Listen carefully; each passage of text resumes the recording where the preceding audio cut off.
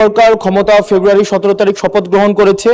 এর পূর্বের 6 মাসে ইন্টারিম গভর্নমেন্টের সময় প্রতিদিনে হত্যা হয়েছে, প্রতি মাসে হত্যার গড় ছিল 260 জন, যেটা বর্তমানে 311 জন।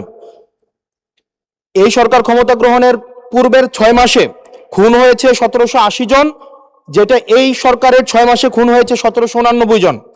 নারী ও শিশু নির্যাতন পূর্বের 6 মাসে ছিল 10,090 জন, এটি এই 6 মাসে হয়েছে 11,165 জন। পুলিশের উপরে হামলা হয়েছে 275টি, যেটি এই সরকারের প্রথম 6 মাসে হয়েছে 317টি। গণপিটুনি দিয়ে 2025 সালের পুরা বছরে 166 জনকে হত্যা করা হয়েছে, যেটা এই সরকারের 6 মাসে সেটির সংখ্যা পৌঁছেছে 120 জন।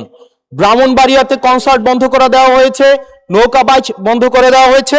সেখানে মাননীয় স্বরাষ্ট্রমন্ত্রী বলেছেন যে ব্রাহ্মণবাড়িয়ার একটা কালচারাল একটা জেলা, সেই জেলায় নাকি গান বাজনা সিনেমা নাকি বন্ধের মতোই।